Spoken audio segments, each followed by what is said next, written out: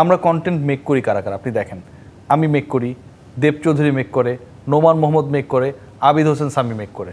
তো শেষ নামটা বাদ দিয়ে বাকি তিনটা নাম যদি আমি বলি, এরা মিনিমাম 15 বছর মেইন স্ট্রিম মিডিয়ায় কাজ করার পরে এই লাইনে কাজ করছে এবং তাদের একটা স্টাইল আছে। কিন্তু এখন যে সে গিয়ে ওখানটায় কন্টেন্ট ক্রিয়েটর হয়ে যাচ্ছে, যে যার মতো করে ইচ্ছা রিলস ক্রিয়েট করতেছে। একটা সময় রিলসে অনেক টাকা ছিল, এখন টাকা কমে গেছে, এখন হচ্ছে পোস্টার। মানে আপনার কল্লাটা দিয়ে হচ্ছে একটা পোস্ট করে দিবে যে আগামীকাল জাকের আলী অনেক কত রান করবে। পাবলিক তো আসলে ওরে গালি দেওয়ার জন্য রেডি হয়ে আছে, যেহেতু আগের 2টা ম্যাচ 3টা ম্যাচ খারাপ করছে। যত গালি তত টাকা, তত ডলার। সো এই জায়গাগুলো কিন্তু অফ করতে হবে। কোনো একটা মিডিয়া, আমি মনে করতে পারছি না যে আজকে এমনও গেছে যে আফগানিস্তান পরীক্ষায় যারা যারা ফেল করেছে, কাউকে সি গ্রেড, কাউকে ডি গ্রেড, ন্যাশনাল টিমের ক্রিকেটারদের চেহারা বাক্সর মধ্যে, অথবা রিঅ্যাকশনও থাকে না, মানে লাভ রিঅ্যাক্ট দিবেন বা definitely ABCD, by who are you to grade them. এটা খুবই হাস্যকর। এই কাজগুলো হচ্ছে। আপনি একটা প্রপার নীতিমালায় আসেন।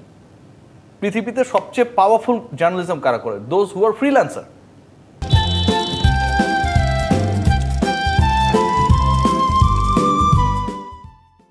আপনি খুঁজে দেখেন, সব জায়গায় আপনি দেখবেন যে দোজ হু আর ফ্রিল্যান্সার।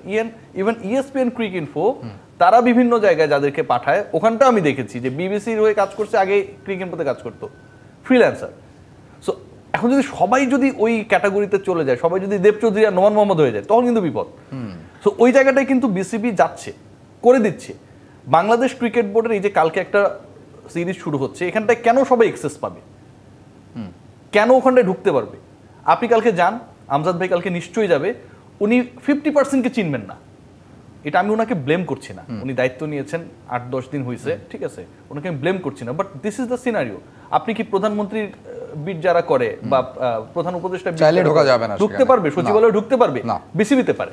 খুবই আনফরচুনেট। হ্যাঁ, তো এটার একটা নীতিমালা আশা করছি, আপনি যেমনটা বললেন যে একটা নীতিমালা হয়তো থাকবে যে সবাই চাইলেই একটা ক্যামেরা বা how many years actually you are with the main stream, এটাও তো একটা ইম্পর্টেন্ট পার্ট, রাইট? যে আপনি কত বছর কাজ করে এখানটায় আসছেন। আমি চাইলাম আগামীকাল আমি একটা ইউটিউব চ্যানেল আর ফেসবুক পেজ খুলে চলে আসলাম, নো। সো কন্টেন্ট ক্রিয়েটরদের জন্য একটা নীতিমালা তো থাকতে হবে, এক্স্যাক্টলি। আর দুটো জিনিস প্রাধান্য পাবে, একটা হচ্ছে আপনার এক্সপেরিয়েন্স, প্লাস হচ্ছে আইসিসি ইভেন্ট কভার করার এক্সপেরিয়েন্স, রাইট।